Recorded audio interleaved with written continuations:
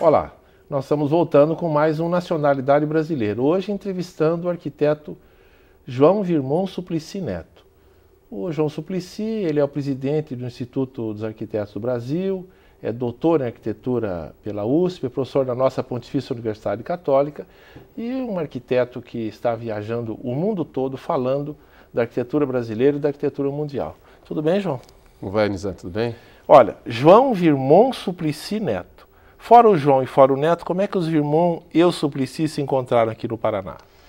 O Virmon foi um cara multifacetado, né? Ou seja, de formação generalista que veio da Europa no século XIX e se instalou na região aqui da Lapa, né? Era um médico, engenheiro, arquiteto, tem a Casa de Câmara de Cadeia da Lapa, é projeto dele, a ponte sobre o rio Caiacanga, e é tido por Andrade Muricy, um escritor da nossa região aqui, como o primeiro desenhista do Paraná, não é? O João Suplicy, ou seja, Jean Suplicy, que veio com Louis Suplicy, de Toulouse, da França, veio para o Paraná e se casou com a filha do Frederico Guilherme Virmon. E daí a união do Virmon com o Suplicy. Tem uma questão interessante que a gente sempre está resgatando, porque existe, isso felizmente está acabando no século XXI, essa ideia de que o Paraná, o sul do Brasil, começou com a chegada do primeiro imigrante alemão em 1850, depois os italianos, poloneses, ucranianos, construindo a nossa nacionalidade paranaense muito bonita, mas a Lapa, né, de onde você é oriundo, mostra que já existia uma cultura definida, a questão da Revolução Farroupilha chegando ou não. E esse dado interessante, porque há muitas famílias hoje aqui, inclusive a família Melo e Silva, que são pessoas oriundas, família Braga, né? A gente vai começar a citar aqui uma série de situações, né? São pessoas oriundas de militares ou de advogados que vieram junto na época do Zacarias, para construir a nosso estado, ou província do Paraná. Vamos falar um pouquinho disso, quer dizer, o Suplicy também veio lá do Nordeste para a Lapa, migrando a trabalho, não foi isso? Na verdade, o Suplicy e o Jean veio do Rio de Janeiro, não é? Eles chegaram no Rio de Janeiro, desceram para São Paulo, não é? E o Louis ficou em São Paulo, que seguiu digamos, a questão econômica voltada ao café, não é? Tanto que hoje existe o Suplicy Café em São Paulo, justamente porque o Louis seguiu por esse caminho, que é da família de Eduardo. E o Jean veio para cá e eles eram da família de Eurives, né? E trabalharam nessa construção do início do Brasil, aí, ou seja, nesse início, né? Ou seja, de fundamentação das cidades. Isso no século XIX ainda. No século XIX, exatamente. Então, eu acho que ser brasileiro é um pouco essa mistura toda. E eu não tenho, no meu nome, eu tenho Neto porque herdei o nome do meu avô, que herdou do Jean. Sim. Mas eu tenho o lado dos italianos, que é da minha mãe, né? Então, os Menegazzo, que vem da região do Vêneto, né? De Treviso. Então, eu acho que essa coisa multifacetada é que nos constrói como brasileiros, né? Essa riqueza de encontro e de uma coisa nova que tem fundamentações europeias, até acho que as influências índias aí, não é? Essa convivência no interior, convivência, né? com o pessoal do campo, nos demonstra muito essa sabedoria da terra, né? E eu acho que isso que faz a riqueza do Brasil, que nos leva um pouco adiante, de acreditar um pouco aquilo que não está estabelecido, né? Nós vamos chegar no João Suplicy, mas eu quero falar um pouquinho da sua mãe, que eu conheço pessoalmente, que é uma figura fascinante, né? E que tem aquele site, aquela reunião mensal, anual, Lapianos no Mundo. Vamos falar um pouquinho dessa nossa querida e legendária Lapa? A Rosina Partin esteve aqui, falou bastante da Lapa, a gente é entusiasta. Como é que essa reunião dos lapianos, espalhados pelo mundo todo? São entusiastas lapianos que criaram o Lapamundi, né? Porque a Lapa ela é uma cidade pequena, mas tem uma série de pessoas que sempre está... a Lapa sempre produz expoentes, né? Tem o Ney Braga, nasceu na Lapa, meu pai era da Lapa. Essa situação de se colocar as tradições, né, a importância da Lapa no cenário nacional, no caso da Revolução Federalista, a questão da preservação do patrimônio. A Lapa, no estado do Paraná, é a cidade que melhor tem o patrimônio preservado, né, em termos de conjunto, tanto que é cenário para vários filmes, né? E acho que isso tudo faz com que o lapiano se identifique, né? Eu não sou lapiano, eu nasci no norte do Paraná, em Apucarana, mas vivi a minha infância ali. Eu acho que essa coisa de você estar com apreço pela cidade, pela história, faz com que se identifique com a região, com o cenário que se monta através dessas vivências históricas e até de urbana, né? Eu me lembro que a pedra das calçadas nos remete a essa questão de história, quer dizer, tem uma peculiaridade. Lúcio Costa, até no final da sua vida, ele, digamos, se atinha com relação a essa questão das calçadas, né? A preservação das calçadas, onde pisar, quer dizer, o passo que se fundamenta no andar, do reconhecimento da cidade. Eu acho que até por isso. E com a Lapa, a mim, pessoalmente, e acredito que quem viveu e quem vive, vê pelas calçadas, pelas ruas, desde aí, essa identidade, essa fundamentação com aquilo que é a cidade, né? Ou seja, esse apreço por esse carinho, né? De poder falar um pouco mais e sentir um pouco o que é aquilo lá, né?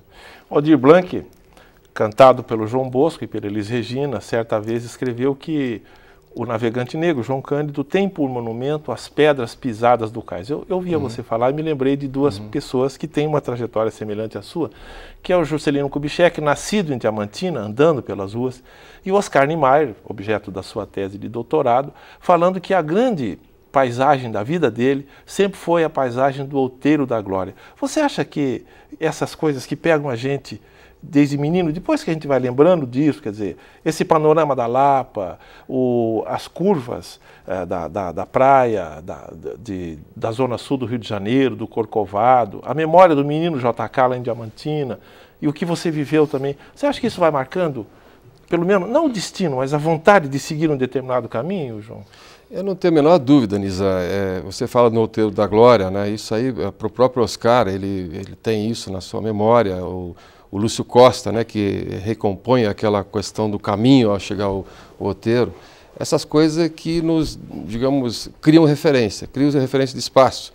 O homem reconhece o espaço através da identidade visual, né? Ou seja, essas obras que você cita aí, elas têm, digamos, uma referência de território. E a questão de você entender este limite, este território, essa identidade, nos causa o quê? Um conhecimento do local, ou seja, nos fazem nos sentirmos seguros em relação a quem somos. Né? É aquela coisa, aí Lacan trabalha essa questão, né? Jacques Lacan, o psicanalista, essa questão de o estadio do espelho, ou seja, você se reconhece através da obra construída, né? Porque você se identifica ao lado. Enfim, é uma coisa complexa para se falar rapidamente, mas é um pouco por aí. Eu acho que e a arquitetura tem fundamental importância nessas questões, né?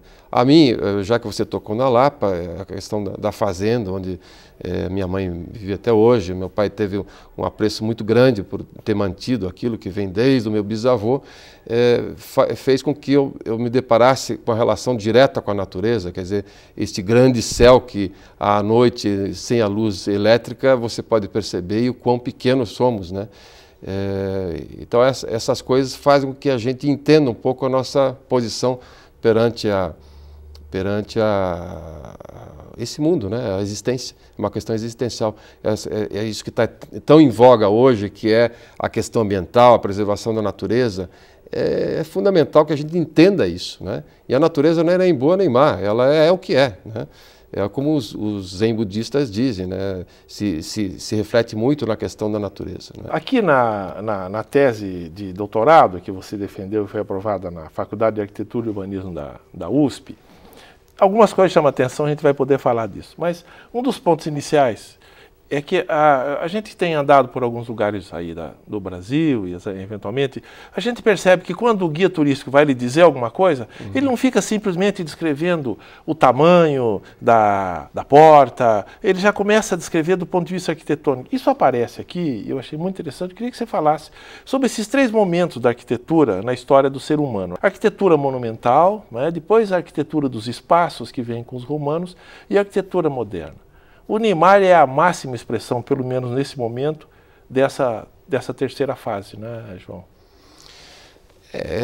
Eu acho é muito difícil a gente falar. Para você é difícil, é presidente do Instituto dos Arquitetos do Brasil, estudou, mas eu como entusiasta e fã de carteirinha do Niemeyer posso te dizer isso, então fique à vontade. Tá bom. Não, na verdade, é difícil a gente dizer este é o melhor, né? Quer dizer, ele é um expoente, digamos, do pensamento e da potencialidade humana e que, a meu ver, necessita ser mais estudado, mais entendido, né? Por quê? Porque ele levou um caminho próprio, né? Então, quando você fala dessa questão histórica, né, o Niemeyer, ele de alguma maneira, ele entende a construção do seu método construtivo, projetual. Ele trabalha de uma maneira muito correta, a meu ver, né? Então ele inicia primeiro com a sua disposição, a sua facilidade com o desenho. Desenho vem lá das raízes desígnio, né? Ou seja, aquilo que dá uma possibilidade de se prever. E Niemeyer, desde criança, desenha, né? Então esse olhar para a percepção, para ele é familiar, né? A partir da sua vida profissional, ele tem uma convivência muito de perto com a questão do patrimônio, né? Com Rodrigo Melo Franco Andrade, com o Lúcio Costa, são os seus mestres, onde se chama a atenção para o quê? Para Aleijadinho, para o patrimônio da arquitetura brasileira. Então, dá esta noção do que é que se construiu, o que se fez, né, em termos de arquitetura. Em 1936, tem a felicidade de estar próximo de Le Corbusier. Le Corbusier vem para o Brasil como consultor, por solicitação de Lúcio Costa. Capanema, que é o ministro, Gustavo Capanema, o ministro da Educação na época, traz Le Corbusier para servir de consultor para o Ministério da Educação e Saúde. Que já era, ao lado do Frank Lloyd, a grande expressão aí da arquitetura do século XX. Né? Haviam vários expoentes, Frank Lloyd, Walter Gropius, né? Enfim, Mies van der Rohe. E Corbusier é um grande pensador. Hoje não há um livro que você abra que se trate a arquitetura, ou enfim, a crítica analítica da arquitetura, que não cite Corbusier, porque realmente ele foi um grande pensador, né? E Niemeyer é designado por Lúcio Costa para ser seu desenhista, ou seja, aquele que tem o traço do desígnio nesses primeiros passos do Ministério da Educação. O desígnio serve também para uma série de situações mágicas que aconteceram fruto dessa união, né? É isso que você quer dizer também, né? Também. Desígnio, destino, alguma coisa assim, alguma, né? Coisa por aí. Você tem essa coisa da intuição. Niemeyer fala muito de se ter a intuição, né? Então, acho que é aquela coisa de você sentir, fazer um caminho, não importa o resultado, mas ter a consciência de fazer um caminho com o entendimento, né? Que é o que ele passa a ter com essa convivência com Corbusier.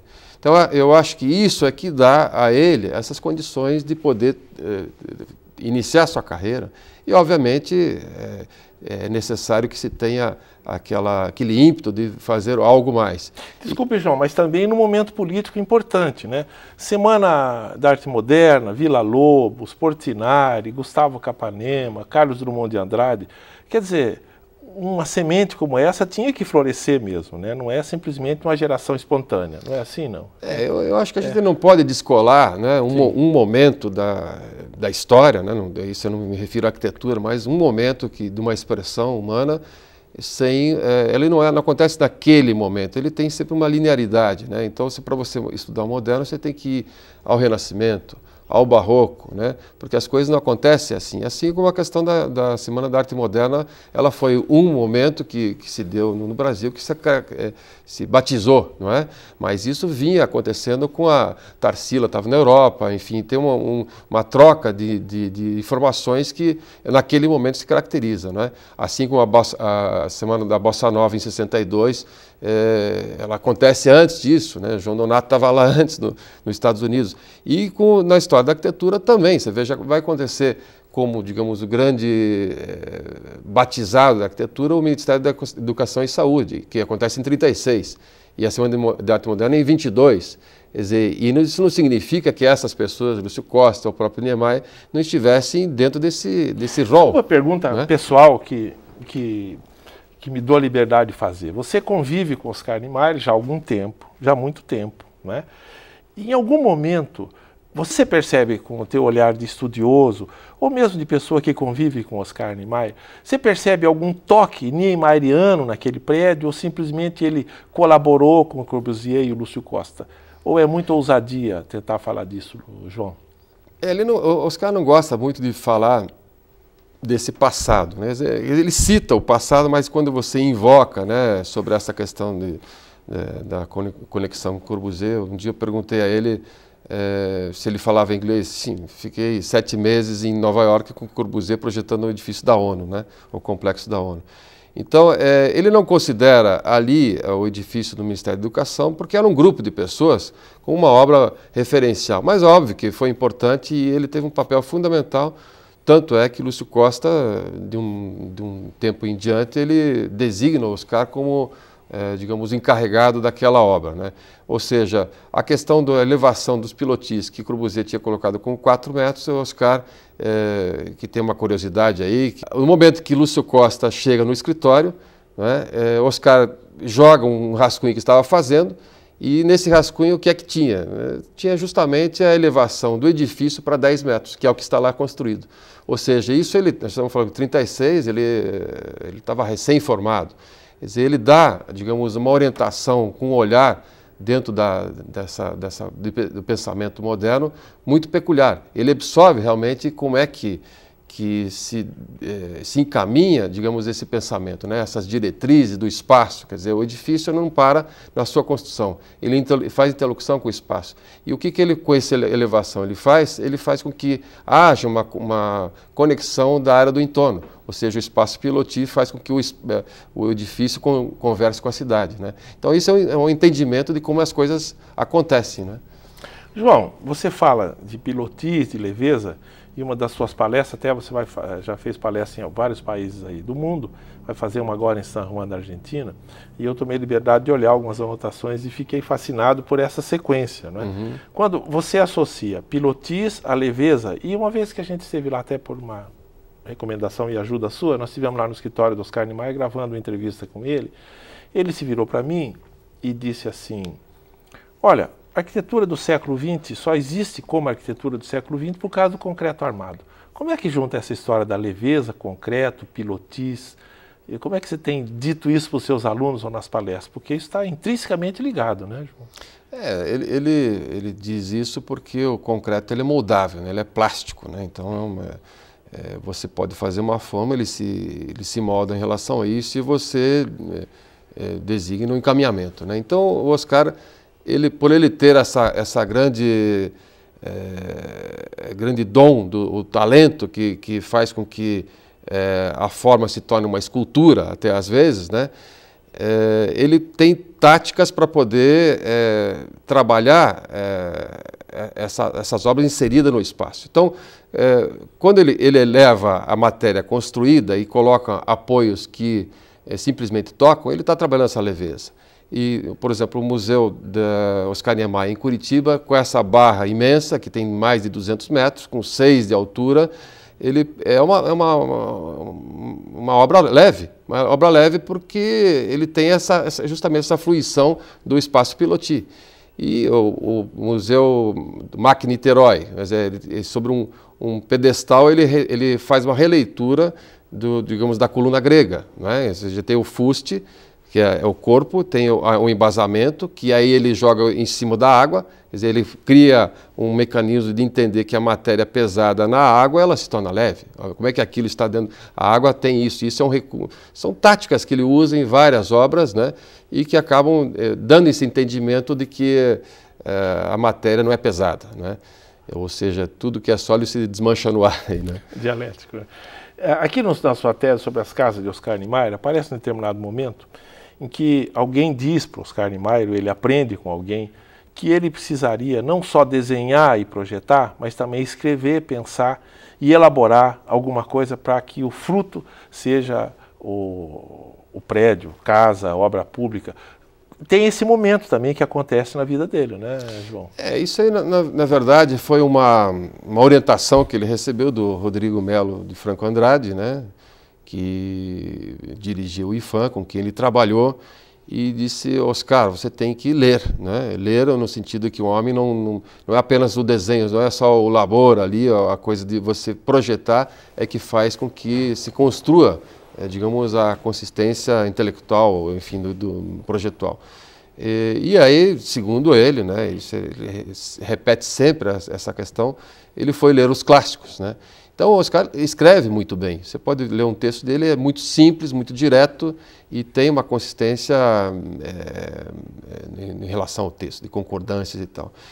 E isso, a meu ver, faz com que realmente seja necessário, né, eu entendo assim, que na hora que ele explica o projeto, isso significa que ele consegue fazer uma análise, uma crítica analítica, né, uma autocrítica analítica do seu projeto. Ele explica o projeto porque ele entende o projeto. E eu acho que isso é fundamental, né? Para os alunos, a gente diz dessa importância, no sentido que na hora que você está projetando, você tem uma folha de papel branco. Então você vai imprimir o quê? Um imaginário, aquilo que vem a ser, virá a ser.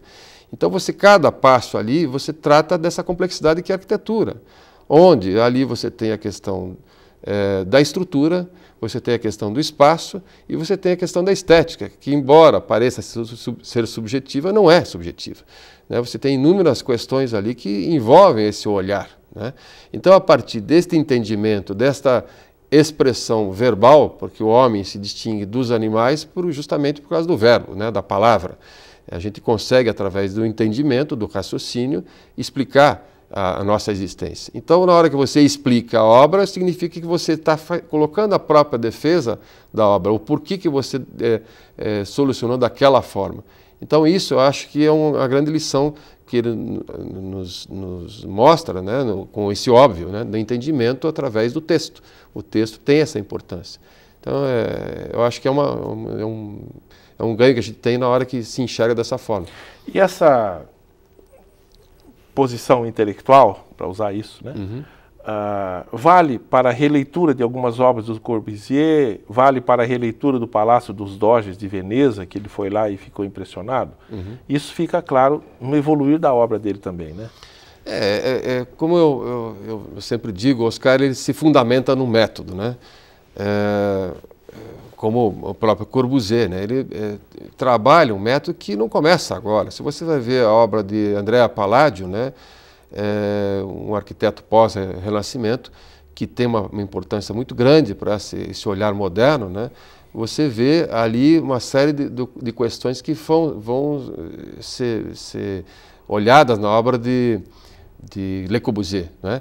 Então, nós temos na arquitetura antiga o quê? A questão da frente do edifício, a lateral do edifício e o fundo do edifício. Quer dizer, há uma hierarquia dessa leitura, onde a simetria, ou seja, a edificação que tem o eixo como fundamento, ou seja, a porta é aqui, na entrada nós temos a secundária e terciária. Com o pensamento moderno, né, na arquitetura, isso dá uma reviravolta. E como a gente falava anteriormente, né, não dá para fazer a leitura isolada. Então, Corbusier talvez não tivesse feito o que fez na Villa Savoie, onde as 4 faces conversam num espaço que é como se fosse um promontório, numa área elevada, numa montanha, numa paisagem elevada, a mesma maneira como Andrea Palladio fez, né? Ou seja, colocando as frentes para os 4 lados. Isso, como eu falava, não dá para ser isolado também, por exemplo, do olhar de Picasso. E dá para pensar na Acrópole de Atenas, por exemplo? Também, quer dizer, as relações da Acrópole de Atenas, você tem uma coisa do exterior, né? O espaço interno é muito diminuto, quer dizer, a Acrópole estava ali para fazer uma ode a Pala Atenas, né? A deusa. Aqui, dentro do espaço, ela ficava pequeno o espaço. Quer dizer, aí tem a questão do clima todo. Você vai ver que o peristilo, o espaço interno do edifício, ele é tão importante, o vazio, quanto o espaço construído. Então essa relação de proporções é muito importante. E como eu falava, isso tudo... eu te interrompi, desculpe, você falava do cubismo aí, do Picasso, na questão, né? do Corbusier, né? Que ele dá um passo, mas ele tem acontecendo o quê? O cubismo na pintura, com o Picasso. Então, o Picasso, o primeiro quadro dele, você vai ver, ele retrata a sua avó de uma maneira fabulosa, né? Ipsis litteris ali, né? Uma pintura muito bom, um retrato. E por que ele vai e faz aquelas coisas feias que não se parece, aquilo que não parece? Ele retrata a frente, o lado, em cima, embaixo, ou seja, isso é a incursão do tempo, o olhar que faz com que haja o giro, que é a composição, a quarta dimensão. A primeira dimensão, o Y, o X, o Z nos dá entendimento da profundidade através da perspectiva, mas o que é esta quarta dimensão? É o tempo que faz com que a gente entenda o edifício através do seu entorno. E isso, veja, como é que acontece isso na pintura? E nós não podemos descolar a arquitetura da pintura com esse entendimento. O quadro não é mais um retrato da realidade, aquilo que não está. Ele é aquilo que está. Ou seja, agora a pintura, como se faz a tinta na tela, é que importa. Agora isso, como dizia o Ezra Pound, o artista é a antena da raça. Acontece antes das coisas, da cultura geral entender. Por isso é importante a arquitetura, a gente colocar o entendimento crítico e analítico, não é? Então, de que forma a gente vai entender que essa quarta dimensão tem essa importância, né? A fatura da pintura na tela, a impregnação da tinta,